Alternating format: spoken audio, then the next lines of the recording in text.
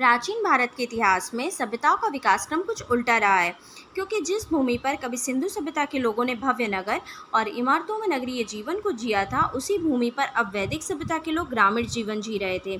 जिस भूमि पर पहले देशों विदेशों से व्यापार हुआ करता था, उसी भूमि से आज मात्र पशुपालन और खेती बाड़ी हो रही थी। सभ्यता का यह रूप देखकर यह पता चलता है कि सिंधु घाटी सभ्यता के पतन के बाद उसी जगह विकसित हुई यह वैदिक सभ्यता सिंधु घाटी सभ्यता से काफ़ी अलग विशेषताएं रखती थी।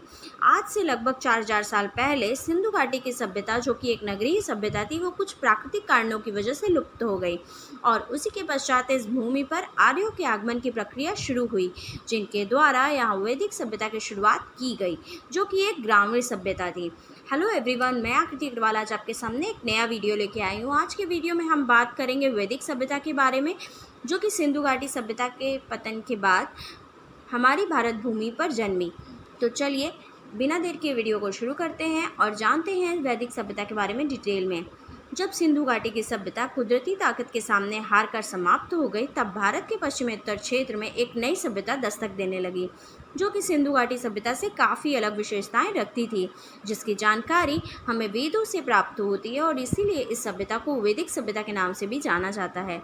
चूँकि इस सभ्यता के निर्माता आर्य थे, इसलिए इसे आर्य सभ्यता भी कहते हैं। यह बात 1750 ईसा पूर्व की है, जब सिंधु घाटी सभ्यता के पतन की प्रक्रिया प्रारंभ हो चुकी थी और आर्यों के भारत आगमन की प्रक्रिया साथ ही साथ शुरू हो गई थी। क्योंकि इतिहासकार ने ऋग्वेद की रचना की तिथि को 1500 ईसा पूर्व माना है, इसलिए हम यह स्पष्ट रूप से कह सकते हैं कि आर्यों का भारत आगमन 1800 ईसा पूर्व से लेकर 1500 ईसा पूर्व के बीच ही हुआ होगा। वैदिक काल को पुरातात्विक और साहित्यिक साक्ष्य के आधार पर ऋग्वैदिक काल और उत्तर वैदिक काल में बांटा जाता है, जिसमें से ऋग्वेद से जुड़ी जानकारी का संकलन 1500 ईसा पूर्व से लेकर 1000 ईसा पूर्व तक और सामवेद, यजुर्वेद और अथर्ववेद से जुड़ी जानकारी का संकलन 1000 ईसा पूर्व से लेकर 600 ईसा पूर्व तक माना जाता है। अगर बात करें आर्यों की, तो आर्य एक संस्कृत भाषा का शब्द है, जिसका अर्थ होता है श्रेष्ठ अथवा अच्छे कुल में जन्मा हुआ व्यक्ति। यह शब्द एक विशेषण है जिसका प्रयोग वैदिक सभ्यता के निर्माताओं के लिए किया जाता है। अगर इनके बारे में डिटेल में जानें तो वे अत्यंत ही गोरे, अच्छी कदकाठी, घुंघराने बाल, लंबी नाक और अत्यंत ही शक्तिशाली व्यक्ति हुआ करते थे। मुख्य रूप से वे घोड़ों की सवारी करते थे, तलवारबाजी में निपुण थे और तीर कमान चलाना भी जानते थे। वे युद्ध में विभिन्न हथियार, ढाल, कवच और रथों का प्रयोग किया करते थे। अपनी जीविका को चलाने के लिए कृषि तथा पशुपालन करते थे और देवताओं में विश्वास रखने वाले धार्मिक प्रकृति के व्यक्ति थे। देवताओं को प्रसन्न करने के लिए यज्ञ भी किया करते थे। ये संस्कृत भाषा के शुरुआती प्रारूप यानी हिंदू यूरोपीय भाषा का प्रयोग करते थे, लेकिन इन्हें लिपि का ज्ञान नहीं था, अतः वे अपने ज्ञान को पढ़कर और सुनकर एक पीढ़ी से दूसरी पीढ़ी तक पहुंचाया करते थे। किसी भी तरीके का कोई भी क्लास डिवीजन इस समय में नहीं मिलता है, लेकिन वे अपने से भिन्न लोगों को दास या दस्यु कहकर पुकारते थे। अगर बात करें कि ये कहाँ से आए थे, तो ज़्यादातर इतिहासकारों का ये मानना है कि वे यहीं के मूल निवासी थे, लेकिन बहुतांश इतिहासकार ये भी मानते हैं कि आर्य यूरेशिया से भारत आए थे। यह माना जाता है कि ये सर्वप्रथम पंजाब व अफगानिस्तान के पश्चिमोत्तर क्षेत्र में ही बसे होंगे और उसके पश्चात वे पूर्व की ओर बढ़े होंगे। अगर बात करें इस काल में प्रशासनिक ढांचे की, तो आर्य 5 कबीले में रहा करते थे, जिन्हें पंचजन कहा जाता था। इसमें सबसे छोटी इकाई परिवार की थी, जिसे कुल कहते थे। यह मौलिक इकाई थी। परिवार पितृसत्तात्मक होता था और परिवार के मुखिया को गृहपति या कुलपति कहते थे। परिवार या कुल मिलकर विश्व बनाते थे, विश्व मिलकर जन या कबीला, और सबसे अंत में होता था राष्ट्र। राजा को राजन या सम्राट कहकर पुकारा जाता था। ऋग्वैदिक काल में राजा बनने की प्रथा वंशानुगत और लोकतांत्रिक दोनों होती थी।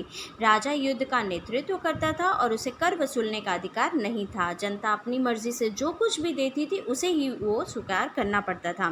राजा को सलाह देने के लिए सभा व समितियां भी बनाई गई थी और साथ ही जनता को देखने के लिए गुप्तचर भी होते थे, जिन्हें दुर्गपति या स्पर्श कहा जाता था। यह समाज पुरुष प्रधान समाज था, पर महिलाओं को समान अधिकार प्राप्त था। महिलाएं अपने पति के साथ यज्ञ में भाग लेती थी। बाल विवाह जैसी कोई भी कुप्रथा इस समय में प्रचलित नहीं थी। वर्ण व्यवस्था जाति के आधार पर नहीं बल्कि कर्म के आधार पर निर्धारित होती थी। मतलब बढ़ई का बेटा भी राजा बनने का अधिकार प्राप्त करता था। वर्ण 4 होते थे: ब्राह्मण, क्षत्रिय, वैश्य और शूद्र। ब्राह्मण जिनमें पंडित आते थे, क्षत्रिय जिनमें सैनिकों को रखा गया था, वैश्य जिनमें व्यापारियों को रखा गया था और शूद्र जिनमें कारीगर और मजदूरों को रखा गया था। गाय सबसे पवित्र जानवर मानी जाती थी और गाय की हत्या करने या उसे घायल करने वाले को मृत्युदंड दिया जाता था। साथ ही शिक्षा प्राप्ति के लिए गुरुकुल भी बनाए गए थे।